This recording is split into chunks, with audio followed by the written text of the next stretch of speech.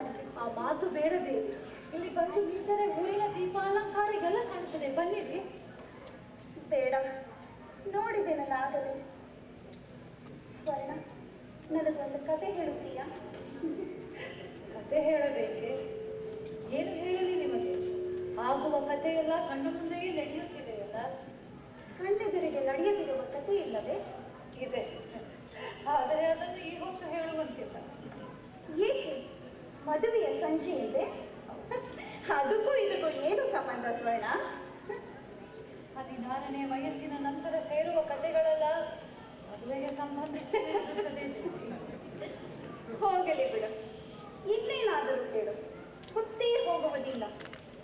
ನನ್ನ ಬಗೆಯಂತೂ ನಿನಗೆ ಚೆನ್ನಾಗಿ ಗೊತ್ತಿರಬಹುದು, ನನಗಿಂತ ಹೆಚ್ಚಿಗೆ ಗೊತ್ತಿರಬಹುದು. ನಿನ್ನ ಬಗ್ಗೆ ಹೇಳು. ನನ್ನದೇನು ಕತೆ? ಅದರಲ್ಲಿರುವುದು 2 ಸಾಲು.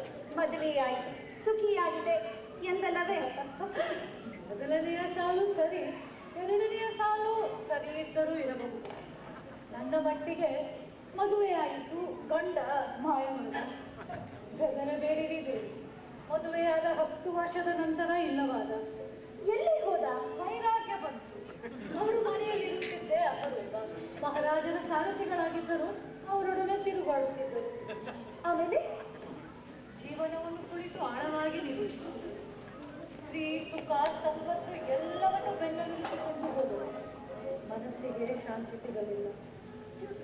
ಒಂದು ದಿನ ಬೆಳಿಗ್ಗೆ ನಾ ಎದ್ದರೆ ನಾ ಒಬ್ಬಳೆ. ಮಹಾರಾಜರಿಗೂ ಅವರ ಮೇಲೆ ಬಹಳ ಪ್ರೀತಿ ಇತ್ತು. ಅವರು ಹುಡುಕಿಸಿದರು, ಸಿಗಲಿಲ್ಲ. ಇದಕ್ಕೆ ಕಾರಣವೇನಾಯಿತು?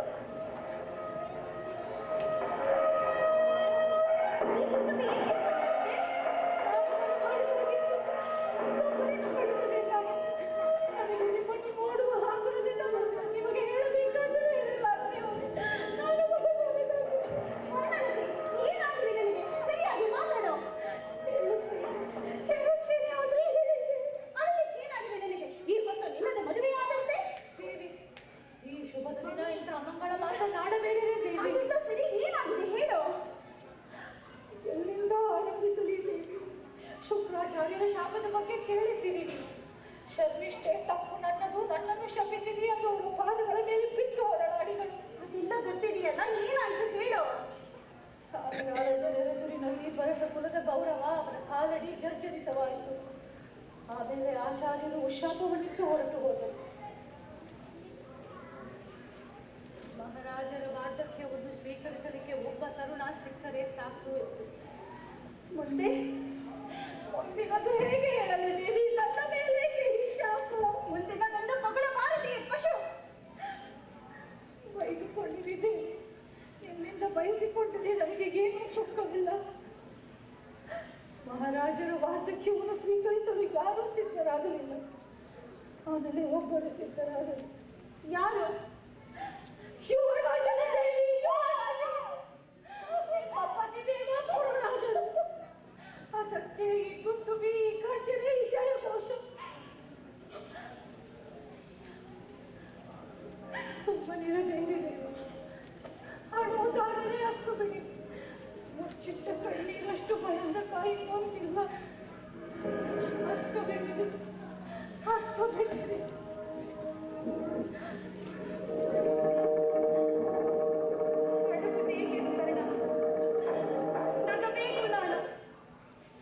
ನಾನು ಆರ್ಯಪುತ್ರರಿಗೆ ಎಂತ ಅನ್ಯಾಯ ಮಾಡಿದ್ದೀನಿ ಗೊತ್ತೇ? ಅವರನ್ನು ಹೇಳಿದರೆಂದು ತಿಳಿದು, ದುರ್ಬಲರೆಂದು ತಿಳಿದು ನನ್ನ ಭಾಗ್ಯವನ್ನು ಹೊಡೆದೆ. ಆದರೆ ನಾನು ಎಷ್ಟು ಭಾಗ್ಯಶಾಲಿನಿ ಸ್ವರ್ಣ. ಇಂಥ ಸನ್ಮಾನ ಬೇರಾವ ಸ್ತ್ರೀಯ ಪಾಲಿಗೆ ಬಂದಿದೆ. ಅದಕ್ಕೆ ಈ ಕಣ್ಣೀರೇಕೆ? ಅದು ಆನಂದದ ಕಣ್ಣೀರು ಆದ್ರೆ ಬಂತು. ಆದರೆ ಈ ಭಾಗ್ಯ ಸ್ವಲ್ಪ ತಡೆದೇ ಬರಬಾರದಾಗಿದ್ದೆ. ಇಲ್ಲ, ಈಗಲೇ ಬಂದಿದ್ದೇ ಒಳ್ಳೆಯದಾಯಿತು. ಇಲ್ಲದಿದ್ದರೆ ಇನ್ನಿಷ್ಟು ದಿನ ಆರ್ಯಪುತ್ರರನ್ನು ನನ್ನ ವಿಧಿಯನ್ನು ಪಡೆಯುತ್ತಾ ಹುಚ್ಚಿಯಂತೆ ಕೂತಿರುತ್ತಿದ್ದೆ. ಈಗ ಹರಿಯಬೇಕಾದರೆ ನನ್ನ ಮೂರ್ಖತನವಷ್ಟೇ ಇದೆ, ಅದೇ ಆನಂದ. ಚಿರಕಾಲ ಉಳಿದಿರ್ತದೆ. ಆದರ ನಂತರ ಶಿವರಾಜರು ನಿಮ್ಮನ್ನು ಕಾಣಲು ಬರುವರಿದ್ದರು.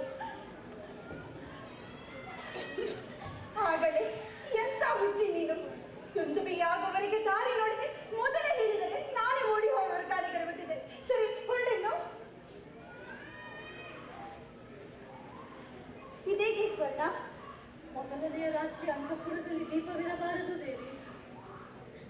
ಎಲ್ಲ ನಂಬಿಸಬೇಡ ಸ್ವರ್ಣ.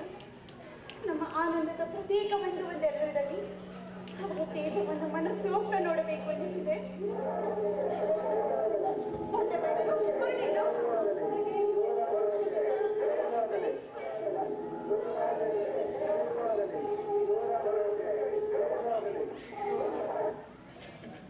ಆರ್ಯಪುತ್ರ ಬನ್ನಿ ಬನ್ನಿ. ಆ ಮೂರ್ಖ ದಾಸಿ ಎಲ್ಲ ಕತ್ತಳೆ ಮಾಡಿ ಹೋಗಿದ್ದಾಳೆ. ಬನ್ನಿ.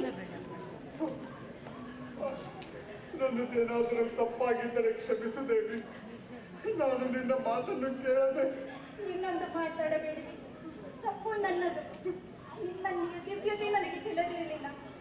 ಇಂಥ ಪುಣ್ಯ ಪಾಲಿಗೆ ಬಂದಿತ್ತೆಂದು ಎಣಿಸಿರಲಿಲ್ಲ. ಇದು ಅತ್ಯಂತ ವಾರ್ಧಕ್ಯವಲ್ಲ ದೇವಿ. ನನ್ನ ಮಾಡಿದ ಎಲ್ಲ ಪಾಪಗಳ ಭಾರ, ಇಡೀ ವಂಶದ ಭಾರ, ಅದನ್ನು ಹೊರಲು ಹೊರಟಿದ್ದೇನೆ. ನನಗೆ ನಿನ್ನ ಕೈ ಬೇಕು ದೇವಿ. ಅದೇನು ಆರ್ಯಪುತ್ರ, ನಿಮ್ಮ ಹೊರತು ನನಗೆ ಬೇರೆ ಅಸ್ತಿತ್ವವಿದೆಯೇನು? ನನಗೆ ಮುಪ್ಪಿನ ನೋವು ಬಂತು, ಆದರೆ ಪರಿಪಕ್ವತೆ ಬರಲಿಲ್ಲ ಚಿತ್ರ. ದಯವಿಟ್ಟು ವಿಶ್ರಮಿಸಿರಿ. ಅಪ್ಪ ಅಪ್ಪ ಸಾಕಾಗಿ ಹೋಗಿದೆ, ಏನೇನು ಆಗದು. ಅಪ್ಪ ಆ ದೀಪವನ್ನು ಹರಿಸುತ್ತೀಯ? ಮುದಿಗಂಡು ನೋಯುತ್ತದೆ. ನಂದಿಸುತ್ತೇನೆ ಆರ್ಯಪುತ್ರ. ಆದರೆ ಮೊದಲು ಒಮ್ಮೆ ಆರುತ್ತಿರುತ್ತ ನೀನು ಒಂದೇ ಸಲ. ಈಗ ನಾನು ಅಲ್ಲಿಯವರೆಗೆ ಬೇಡವೆಂದನಲ್ಲ. ಸರಿ, ಬೇಗ ಬೇಗ ಮುಗಿಸು. ಅಪ್ಪ ಸಾಕಾಗಿ ಹೋಗಿದೆ. ಅಯ್ಯೋ ಏನೂ ಆಗದು.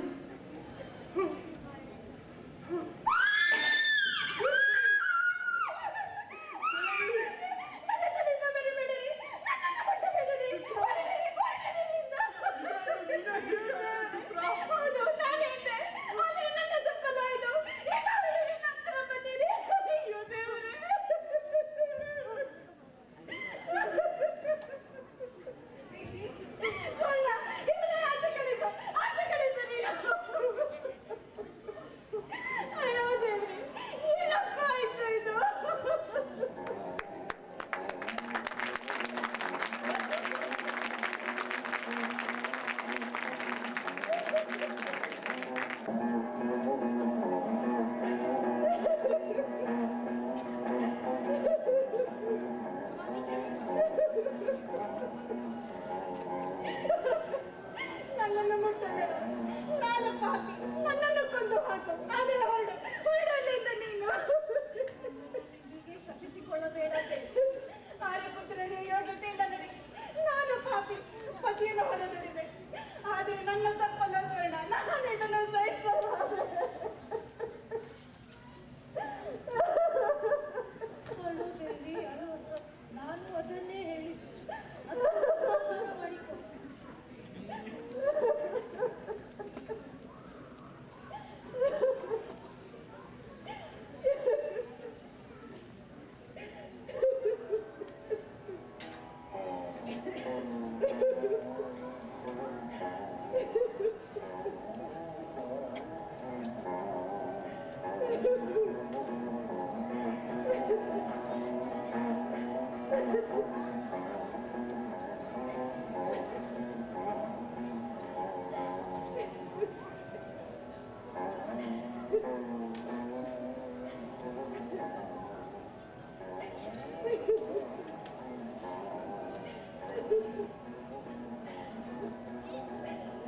ಸುಮ್ಮನಿರಬೇಡ ಸ್ವರ್ಣ. ಈ ಸ್ಮಶಾನ ಶಾಂತತೆ ನನ್ನನ್ನು ತಿನ್ನಲಿಕ್ಕೆ ಬಂದಿರಿಸುತ್ತದೆ. ಮಾತಾಡು, ಏನನ್ನಾದರೂ ಮಾತಾಡು. ನನಗೂ ಆ ರೀತಿ ಇದೆ. ನನ್ನ ಕಥೆಯನ್ನು ನಿಮಗೆ ಸರಿಯಾಗಿ ಹೇಳಲಿಲ್ಲ. ಹೇಳುತ್ತೇನೆ. ಈ ನೀರವತೆಯಷ್ಟು ಅದು ಭೀಕರವಾಗಿಲ್ಲ, ನಿಮ್ಮ ಸ್ಥಿತಿಯಷ್ಟು ದುರಂತವಾಗಿಲ್ಲ.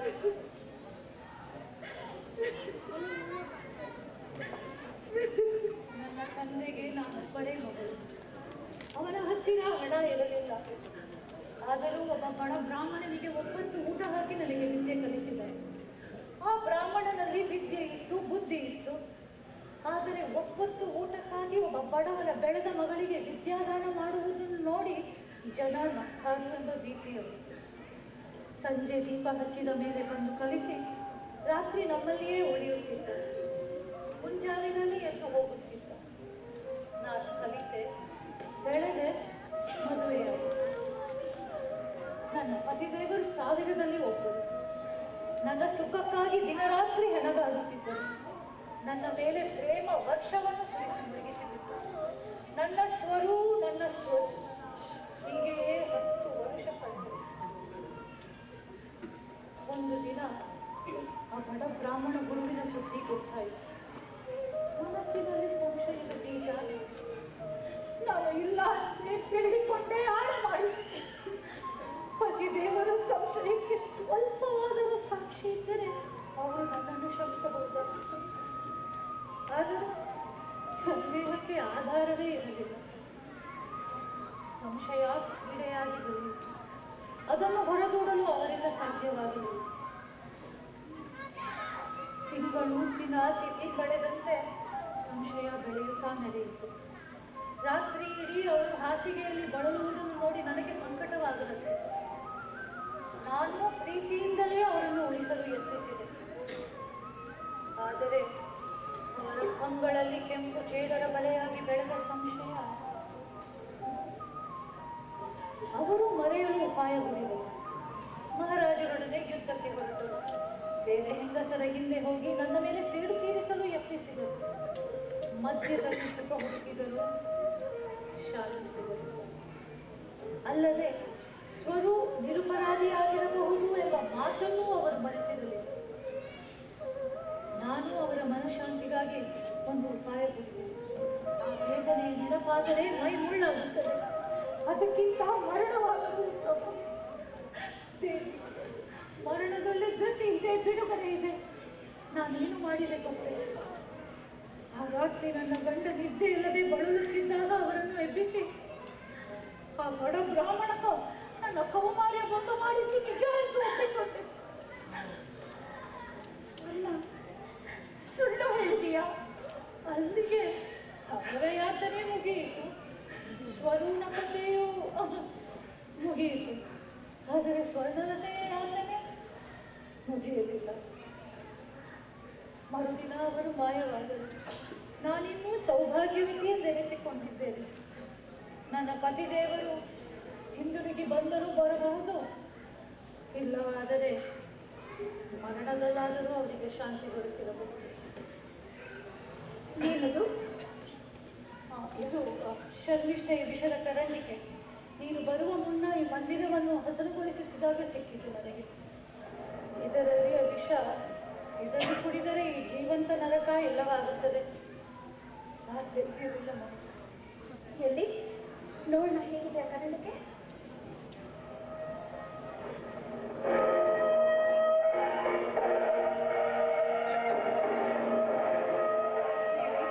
ಯಯಾತಿ ಮಹಾರಾಜರು ಮತ್ತು ಶರ್ಮಿಷ್ಠೆ.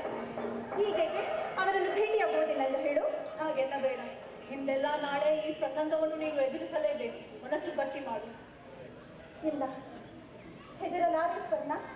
ನಿನ್ನಂತ ಗೆಳತಿ ಸಿಕ್ಕಿದ್ದು ನನಗೊಂದು ದೈವ ಲೀಲೆ. ಹೆದರಲಾರೆ. ಹೆದರಬೇಡ ಮಗು. ಇದಕ್ಕಿಂತ ಹೆಚ್ಚು ವೇದನೆ ಸಾಧ್ಯವಾಗುವುದಿಲ್ಲ.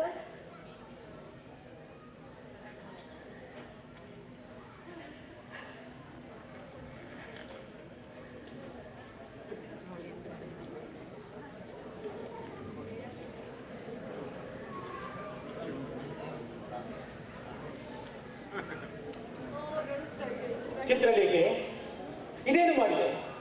ನನ್ನದು ತಪ್ಪಾಗಿದ್ದರೆ ಕ್ಷಮಿಸಿ. ತಪ್ಪು ಒಪ್ಪು, ಹೋಗಲಿ, ಆದದ್ದಾಯಿತು. ಆದರೆ ನೀನು ವಿದ್ಯಾವಂತ, ಯುದ್ಧ ವಿದ್ಯೆಯನ್ನು ಬಲ್ಲವಳು. ಇದಕ್ಕೂ ಹೆಚ್ಚಿನ ಸಂಯಮ ತೋರಿಸಬೇಕಾಗಿತ್ತು. ಹೋಗಲಿ, ಆದದ್ದಾಯಿತು. ಇನ್ನಾದರೂ ಅಂಗ ದೇಶದ ರಾಜಪುತ್ರಿಗೆ ಭರತ ಕುಲದ ಸೊಸೆಗೆ ಶೋಭಿಸುವ ರೀತಿಯಲ್ಲಿ ನಡೆದಿತ್ತು. ನಿನ್ನ ಹೆಸರು, ಗುರುರಾಜನ ಹೆಸರು ದಿಗಂತದಲ್ಲಿ ಬೆಳಗುವಂತೆ ನೋಡಿತು. ಏನು ಜಾಣಗುರಿ, ಅಳಬೇಡ.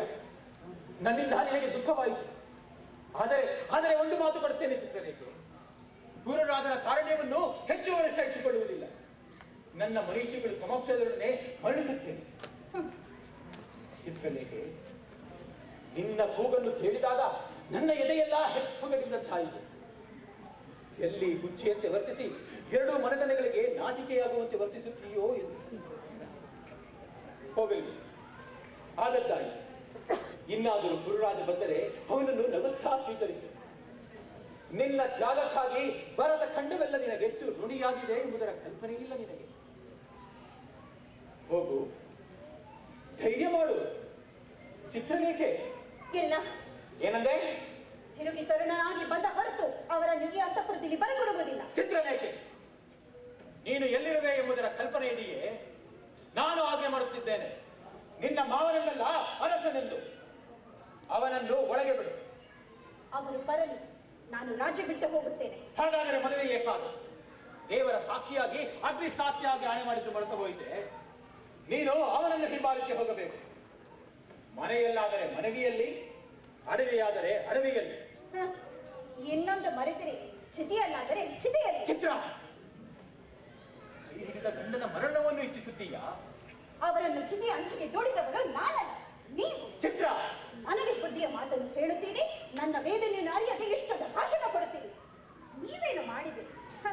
ಪಾಪ, ಮೂರ್ಖ ಮಗನ ಸಿಕ್ಕ ಅವನ ಕುತ್ತಿಗೆಗೆ ನಿಮ್ಮ ಪಾಪದ ಹೊರೆ ಹಾಕಿ ನನಗೆ ತೀರ್ಪದ ಪ್ರದೇಶ ಮಾಡುತ್ತಿದ್ದೀರಿ. ಚಿತ್ರ, ನಾನು ಕೂಗಬಾರದೆಂದು ಹೇಳುವ ನೀವು ನನ್ನ ಅಂತಃಪುರದಲ್ಲಿ ಬಂದಕ್ಕೆ ಕೂಗುತ್ತಿದ್ದೀರಿ.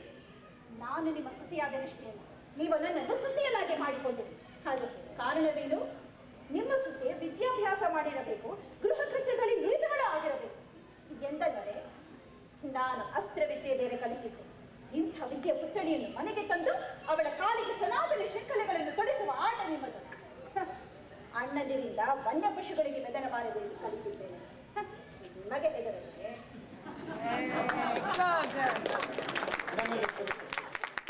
ನಾನು ಕೂಗಾಡಬಾರದಿತ್ತು.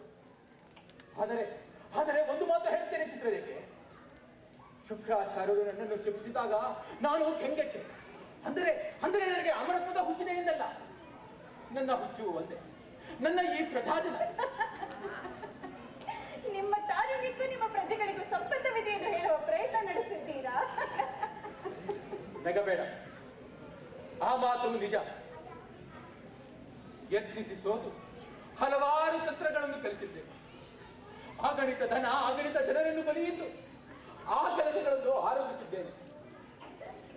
ಗುರುರಾಜನಿಗೆ ಅನುಭವವಿಲ್ಲ. ಅವನು ಆ ಕೆಲಸಗಳನ್ನು ಆರಂಭಿಸಿದರೆ ಅವನು ಯಶಸ್ವಿಯಾದನೆಂದು ನಂಬುವುದಾದರೂ ಹೇಗೆ?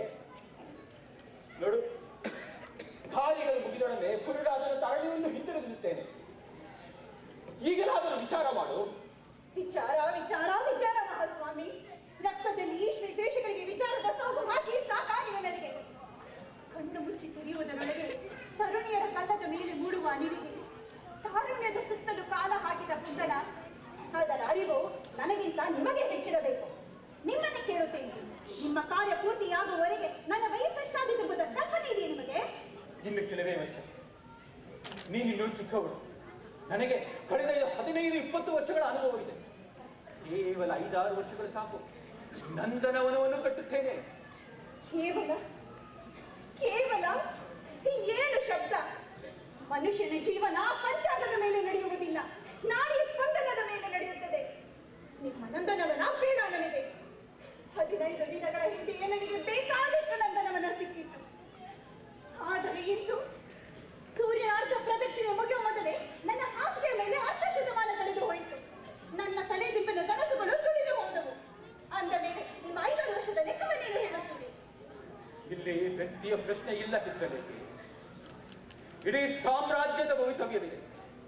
ಒಂದೆಡೆಗೆ ನಿನ್ನ ಜೀವನ, ಇನ್ನೊಂದೆಡೆಗೆ ಸಾಮ್ರಾಜ್ಯದ ಉಜ್ವಲ ಭವಿತವ್ಯ. ಆದರೆ ನಾನು ಹುಟ್ಟಿದ್ದೇನೆ, ನಿಮ್ಮ ಉಜ್ವಲ ಭವಿತವ್ಯ ಇನ್ನೂ ಹುಟ್ಟಿಲ್ಲ. ಇನ್ನು ಊದಬೇಕಾಗಿರುವ ನೀರು ಕೊಳ್ಳೆಗಾಗಿ ಅಸ್ತಿತ್ವವನ್ನು ನೀರು ಮಾಡುವುದೇ? ಈಚೆಯ ಸುಳಿವಿಗೆ ಸಿಕ್ಕಿ ಹೋಗಬೇಡಮ್ಮ. ನಾನು ಕಟ್ಟಲಿರುವ ನಂದನವನ ಕೇವಲ ನನ್ನ ಪ್ರಜೆಗಳಿಗೆ ಮಾತ್ರವಲ್ಲ, ಅದು ನಿನಗಾಗಿ, ಪುರುವಿಗಾಗಿ. ನೀನೇ ಅದರ ರಾಜರಾಣಿಯರು. ಸ್ವಲ್ಪ ತಾಳ್ಮೆ ಇರಲಿ. ನನಗೆ ತಿಳಿಯ ಹತ್ತಿದ್ದದಿಂದ ನಾನು ತಾಳ್ಮೆಯಿದ್ದೇನೆ. ಆದರೆ ಅದು ಈಗ ಯಾವ ಸ್ವಲ್ಪ ಉಳಿದಿಲ್ಲ, ಯಾವ ಹೀಗೆ ಉಳಿದಿತ್ತು. ಹಾಗೆನ್ನ ಬೇಡ. ಇದು ಪರೀಕ್ಷೆಯ ಬಗ್ಗೆ. ಭವಿತವ್ಯ ಮಾತ್ರವಲ್ಲ, ಇತಿಹಾಸವು ನಮ್ಮ ಮೇಲೆ ಕಣ್ಣಿಟ್ಟು ಕುಳಿತಿದೆ ಎಂದು ಮರೆಯಬೇಡ. ನಿನ್ನ ಅಸಾಮಾನ್ಯತೆಯ ಪ್ರಶ್ನೆ ಇದು ಚಿತ್ರಲೇಖೆ. ನೀನು ಅಸಾಮಾನ್ಯರಾಗು. ಆಗುತ್ತೇನೆ ಮಹಾಪ್ರಭು, ಆದರೆ ಆ ಅಸಾಮಾನ್ಯತೆಗೆ ಬೆದರಿ ಓಡಬೇಡಿ. ಇಷ್ಟು ಹೊತ್ತು ಕಾರಣಗಳ ಹಿಂದೆ ಅಡಗಿದಿರಲ್ಲ, ಇನ್ನು ಅಡಗಬೇಡಿ. ಅಂದರೇನು? ಹೇಡಿಗಳಿಗೆ ಮತ್ತು ಸುಳ್ಳು ಹೇಳುವವರಿಗೆ ತರ್ಕ ಅನಿವಾರ್ಯವಾಗುತ್ತದೆ. ನೀವು ನನ್ನ ತರ್ಕದಿಂದ ನನ್ನ ಸುತ್ತಲೂ ಚಕ್ರವ್ಯೂಹವೊಂದನ್ನು ಕಟ್ಟಿದ್ದೀರಿ. ಅದರ ತರ್ಕಶುದ್ಧ ವಿನಾಶವನ್ನೇ ತಿಳಿಸುವ ಧೈರ್ಯವಿದೆ ನಿಮಗೆ? ಬಾಯಿಗೆ ಬಂದಂತ ಬಡಬಡಿಸಬೇಡ. ಇಲ್ಲಿಯವರೆಗೆ ನನ್ನನ್ನು ಹೇಳಿ ಎಂದು ಕರೆಯುವ ಧೈರ್ಯ ಯಾರು ಮಾಡಿರಲಿಲ್ಲ. ಅದರದೇ ಪರೀಕ್ಷೆಯ ಹೊತ್ತಿತು. ಹಿಂದೆ ಎಂದು ಹೀಗಾಗಲಿಲ್ಲ, ಮುಂದೆ ಆಗಲಿಕ್ಕಿಲ್ಲ ಎಂದು. ಹಿಂದೆ ಎಂದು ಯಾರು ನಡೆದುಕೊಳ್ಳದಂತೆ ನಡೆಯುವ ಧೈರ್ಯವಿದೆ ನಿಮಗೆ? ನಿನ್ನ ಮಾತಿನ ಅರ್ಥವೇನು ಚಿತ್ರಲೇಖೆ? ನಾನು ಗುರುರಾಜನನ್ನು ವರಿಸಿದಾಗ ಅವರ ಪರಿಚಯ ನನಗಿರಲಿಲ್ಲ. ನಾನು ವರಿಸಿದ್ದು ಅವರ ಕಾರುಣ್ಯವನ್ನು, ನನ್ನ ಗರ್ಭದಲ್ಲೇ ಚಂದ್ರವಂಶವನ್ನು ಬೆಳೆಸುವ ಅವರ ಪೌರುಷವನ್ನು. ಅದನ್ನೆಲ್ಲ ನೀವು ಹೇಳಿಕೊಂಡಿರಿ. ಅವರಿಗೆ ನಡೆಯುವಾಗ ಆದಿರಬೇಕು, ಕಣ್ಣಿಗೆ ಹಣತಿಯ ತೇಜ ಸಹಿಸುವುದಿಲ್ಲ. ನಾನು ವರಿಸಿದ್ದ ಒಂದು ಗುಣವೂ ಅವರಲ್ಲಿ ಈಗ ಉಳಿದಿಲ್ಲ. ಆದರೆ ಆ ಗುಣಗಳೆಲ್ಲ ನಿಮ್ಮಲ್ಲಿ ಇನ್ನೂ ಇವೆ. ಚಿತ್ರಲೇಖೆ, ನೀವು ನಿಮ್ಮ ಮಗನಿಂದ ಅವರ ಕಾರುಣ್ಯವನ್ನು ಕಸಿದುಕೊಂಡಿರಿ. ಅದು ಕಂಡುಕೊಂಡದನ್ನು ಸ್ವೀಕರಿಸಬೇಕಾಗುವುದು ತರ್ಕಶುದ್ಧವಾದ ಮಾತು. ಇದೇನು? ಇಂಥ ನೀಚ ವ್ಯಭಿಚಾರದ ಆಂತರವನ್ನು ನನಗೆ ನೀನು ಕೊಡುತ್ತಿರುವೆಯಾ? ಇದೇನಿದು ಮಹಾಪ್ರಭು? ನೀತಿ ಎಂದರೆ ಸಾಮಾನ್ಯ ಜನತೆ ತನ್ನ ರಕ್ಷೆಗಳನ್ನು ಕಟ್ಟಿಕೊಂಡ ಬಂಧನ. ಹುಟ್ಟಿದ ಮಕ್ಕಳು ಮಹಾಪುರದಲ್ಲಿ ಹರಿಯುವ ಗಿಡಗಂಟೆಗಳಂತೆ ದಿಕ್ಕಿಲ್ಲದ ಬೇರಿಲ್ಲದೆ ಕೇಳಿ ಹೋಗಬಾರದೆಂದು ಹೂಡಿದ ಉಪಾಯ ಅದು. ನಾವು ಅಸಾಮಾನ್ಯರಾಗಬೇಕು. ಇದು ಹಿಂದೆ ಎಂದು ಆಗದ ಘಟನೆ. ಹಿಂದಿನವರ ನೀತಿಯ ಸರಪಳಿಗಳನ್ನು ನಾವೇಕೆ ಧರಿಸಬೇಕು? ಇದೇನು? ಅಂಗ ದೇಶದ ರಾಜಪುತ್ರಿ ನೀನು. ನಿನ್ನ ತಲೆಯಲ್ಲಿ ಇದೊಂದು ಹೊರತು ತುಂಬಿದೆ. ನಾನು ಕಲಿತ ವಿದ್ಯೆಗೆ ಕೊಟ್ಟ ಬೆಲೆ ಇದೆ. ಶಿವಸುಂದರಗಳೊಡನೆ ಅಮಂಗಲ ಕುರುಪವು ಸತ್ಯದ ಭಾಗವೆಂಬುದಕ್ಕೆ ಹೇಳಿ ಮಾತ್ರ ಕುರುಡನಾಗಿರ. ಮನುಷ್ಯರೊಡನೆ ಬಾಳಿದ್ದಕ್ಕೆ ಮನುಷ್ಯನಿಗೆ ಸ್ವಲ್ಪವೂ ಕಲಿಯಲಿಲ್ಲ. ಮನುಷ್ಯರಲ್ಲಿ ನಂಬಿಕೆ ಇತ್ತು, ಆದರೆ ಜಗತ್ತಿನಲ್ಲಿ ಮನುಷ್ಯನಿಲ್ಲ. ಬರೀ ಮುಖಮಾನಗಳಿವೆ. ಒಂದೆರಡಿಗೆ ಇನ್ನೊಂದು, ಅದರ ಕೆಳಗೆ ಇನ್ನೊಂದು, ಮತ್ತೊಂದು. ಕೇವಲ ಮುಖವಾಡ. ಈ ಅರಮನೆ ನಿಮ್ಮಂಥ ಮನುಷ್ಯರಿಂದ ತುಂಬಿದ ಅರಮನೆ. ಈ ಅರಮನೆಗೆ ಸುದ್ದಿಯಾಗಿ ಬಂದದಿರುವ ಏನೋ ಸಿಕ್ಕಿತ್ತು ಗೊತ್ತೇ? ಮೊದಲು ಇದು ಬಿಟ್ಟು ಹೋದ ಅತ್ತೆಯಿಂದ. ಹೌದೇ, ದೇವಿಯವರ ಮಾತನಾಡುಗಳ ರತ್ನ. ಎರಡನೆಯದಾಗಿ ಇದು ಇನ್ನು ಆಗಿರದ ಅತ್ತೆಯಿಂದ.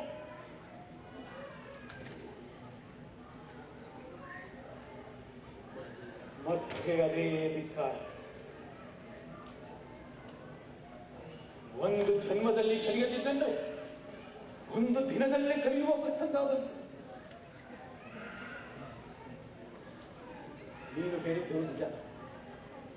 ನಮ್ಮ ಮನಸ್ಸು ಪಂಚಾಂಗದೊಡನೆ ಹೆಜ್ಜೆ ಹಾಕುವುದಿಲ್ಲ. ಅದು ಒಮ್ಮೊಮ್ಮೆ ಬಿರುಗಾಳಿಯಂತೆ ಓಡುತ್ತದೆ.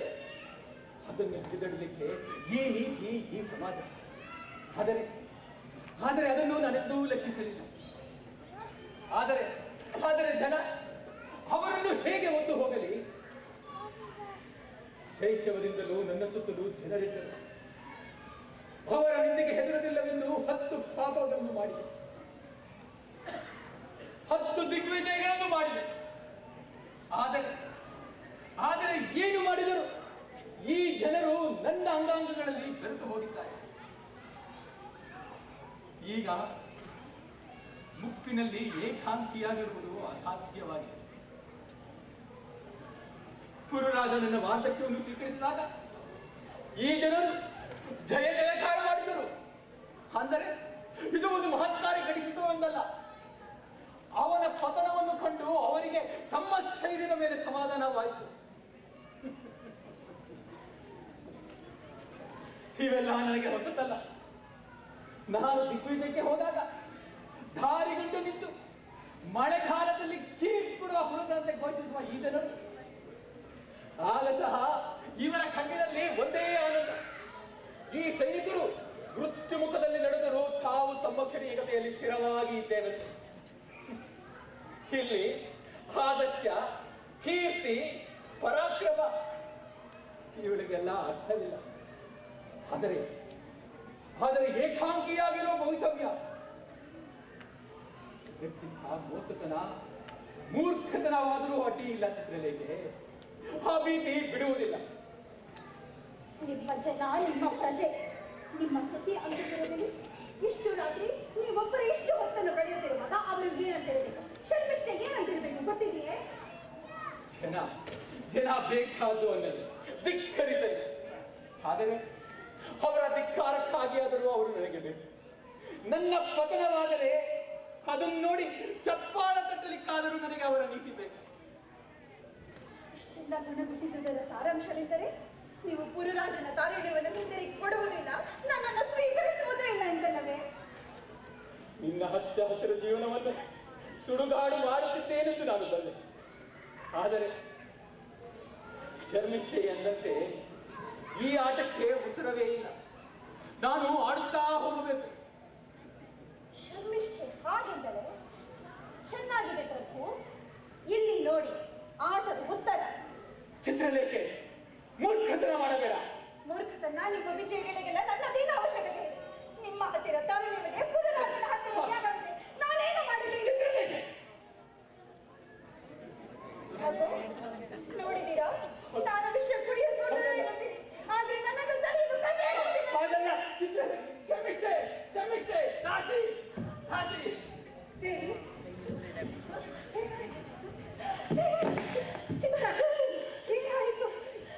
ಚಿತ್ರ ಮಾತಾಡುತ್ತೇವೆ. ನನ್ನನ್ನು ಸಾಯಬರ ಬೇಡಸ್ವರು, ನನ್ನನ್ನು ಬದುಕಿಸಿಸುವರು, ನನ್ನನ್ನು ಸಾಯಬರ ಬೇಡಸ್ವರು, ನನ್ನನ್ನು ಬದುಕಿಸಿಸುವರು, ನನ್ನ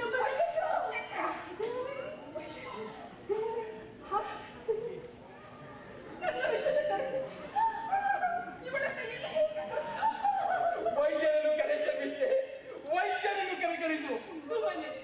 ಈ ವಿಶೇಷ ವೈದ್ಯರಿಂದ ಏನು ಉಪಯೋಗವಿಲ್ಲ.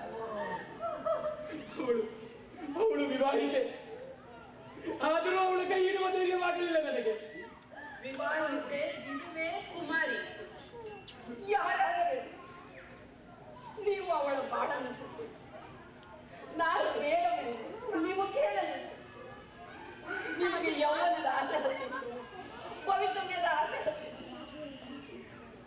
ಸುಮ್ಮನಿರು ಶರ್ಮಿಷ್ಠೆ, ಸುಮ್ಮನಿರು.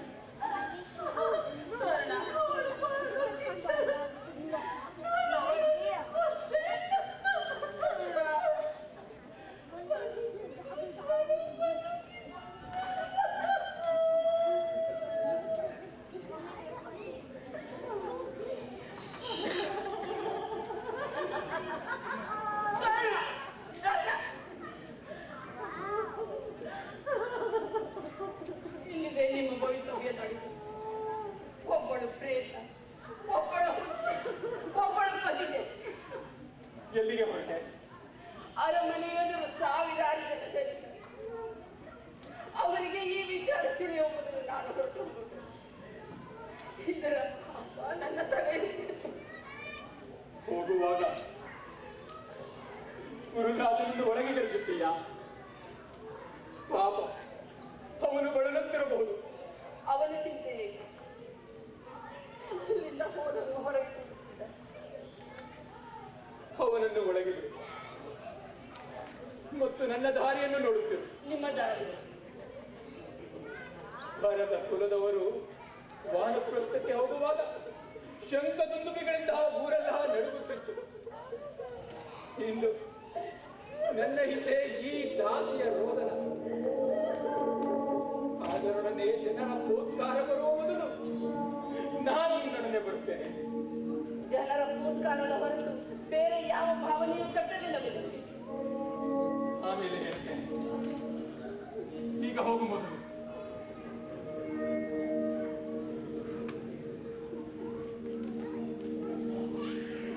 ನನ್ನ ತಲೆಯಲ್ಲಿ ಸೇರಿನೊಳಗಳ ಗೂಡು ಒಡದಂತಾಗಿದೆ.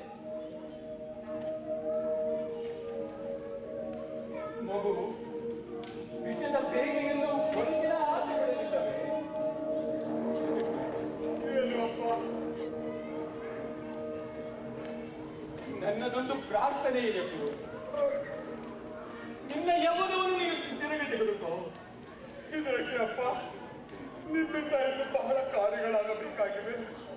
ನನಗೆ ಯಮನ ಬೇಡ ಅಪ್ಪ. ಅಪ್ಪ, ನನಗೆ ಸಾಕಾಗಿ ಹೋಗಿದೆ. ನನ್ನನ್ನು ಮಂಚದ ಮೇಲೆ ಕುಡಿಸಿ.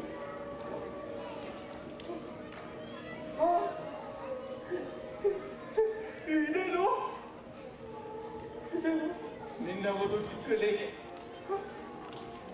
ಅವಳು ವಿಷ ಕುಡಿದಳು ಗುರು. ಮಹಾರಾಜ ಪುನರುಜ್ಜೀವನದ ಪ್ರಥಮ ವಿಜಯ ಪುರು.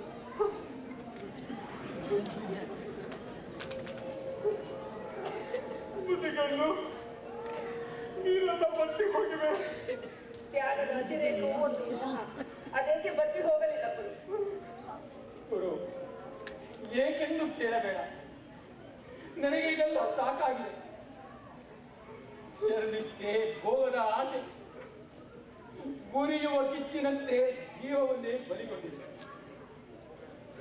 ನಿವೃತ್ತಿ ಎಂದರೆ ಹೆದರಿ ಪ್ರವೃತ್ತಿಯ ಕಡೆಗೆ ಸಾಗಿದೆ. ಈ ಅಕಾಲ ಯೌವನದಿಂದ ಅದು ಸಾಧಿಸಲಿದೆ. ಗುರು, ನಿನ್ನ ಯೌವನವನ್ನು ನೀವು ತೆಗೆದು ಚೆನ್ನಾಗಿ ರಾಜ್ಯವಾದ. ಚಿತ್ರಲೇಖೆಯ ಮರಣದಂತ ಪಾಠ ಇನ್ನೊಂದಿಲ್ಲ.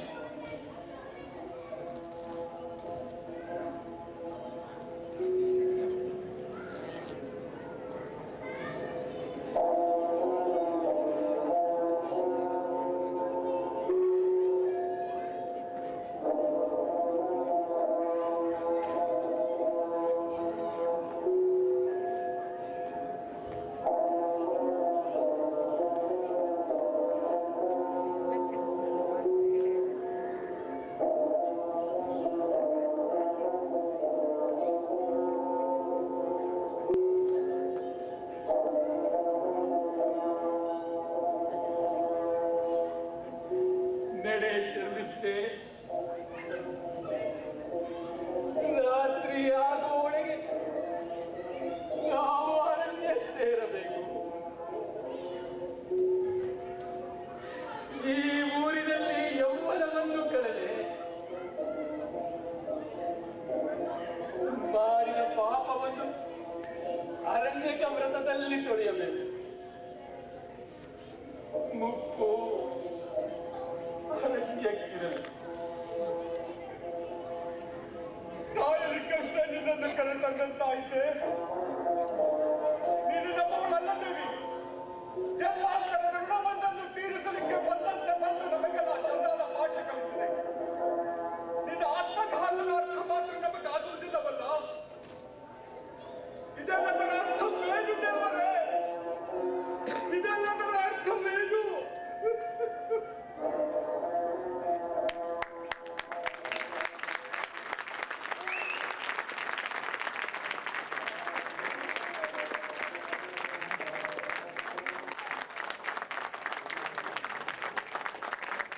ಇವಾಗ ನೋಡ್ತಾ ಇದ್ರೆ ಇಲ್ಲಿ ಯಾರನ್ನ ಹೊಗಳೋಣ ಯಾರು ಜೀವನ ಗೊತ್ತಾಗ್ತಲ್ಲ. ಈಚ್ ಅಂಡ್ ಎವ್ರಿ ಒನ್ ಎಲ್ಲ ಒಬ್ಬೊಬ್ರು ಕೂಡ ಅವ್ರ ಮಾತನ್ನ ಅಷ್ಟು ಚೆನ್ನಾಗಿ ಜೀವನ ಮಾಡಿದ್ರು.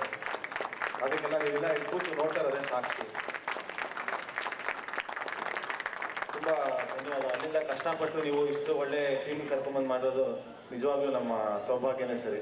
ಮಾತು ಪರಿಚಯ ಮಾಡ್ಕೊಳ್ತೇವೆ. ಪಾತ್ರ ಪರಿಚಯ ಒಂದು ನಿಮಿಷ. ಇಷ್ಟು ಹೊತ್ತು ನೀವು ನೋಡಿದ ನಾಟಕದಲ್ಲಿ ಪಾತ್ರ ವಹಿಸುವುದವ್ರನ್ನ ಸ್ವಲ್ಪ ಪರಿಚಯ ಮಾಡಿಕೊಟ್ಬಿಡ್ತೀನಿ. ಸ್ವರ್ಣಲತೆಯ ಪಾತ್ರದಲ್ಲಿ ಶ್ರೀಮತಿ ರಜನಿ ನೆಲಮಂಗಲ,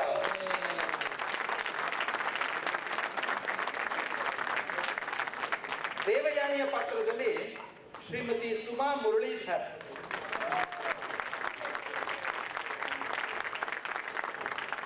ಯಯಾತಿಯ ಪಾತ್ರದಲ್ಲಿ ಶ್ರೀ ಸಂಜಯ್ ರಾವ್,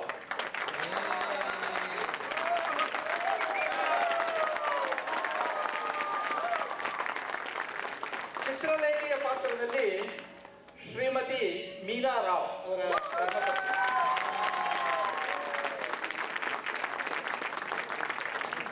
ಶರ್ಮಿಷ್ಠೆಯ ಪಾತ್ರದಲ್ಲಿ ಶ್ರೀಮತಿ ಭಾರತಿ ತ್ಯಾಗರಾಜ್,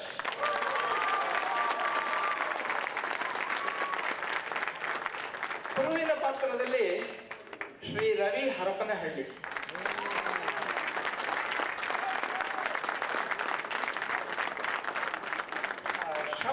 ಶಬ್ದಗ್ರಹಣ ಮತ್ತು ಅದನ್ನ ನಡೆಸಿಕೊಡೋದು ಶ್ರೀಯುತ ತ್ಯಾಗರಾಜ್ ಬೆಳಗಾವಿ.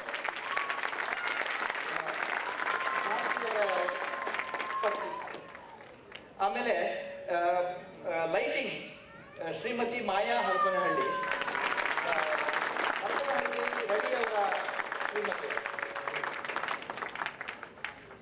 ಮತ್ತೆ ಇನ್ನೊಂದು ಮುಖ್ಯವಾದ ಪಾತ್ರವನ್ನು ಮರ್ತಿದ್ರು ಅವರು, ಸೂತ್ರಧಾರ, ನಿರ್ದೇಶಕ, ನಮ್ಮನ್ನೆಲ್ಲ ಇಷ್ಟು ಕಷ್ಟಪಟ್ಟು ನಿರ್ಮಾಣ ಮಾಡಿದಂಥ ಮನೋಹರ್ ಕುಲಕರ್ಣಿ.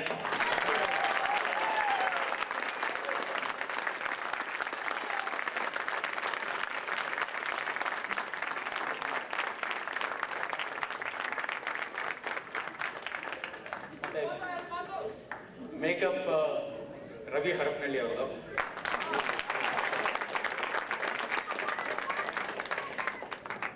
ತಾವೆಲ್ಲ ಇಷ್ಟೊತ್ತು ನಾಟಕವನ್ನು ಅನಿಸ್ತೀರಿ, ತಮಗೆಲ್ಲ ಇಷ್ಟ ಆಯ್ತು ಅಂತ ಅನ್ಕೋತೀನಿ.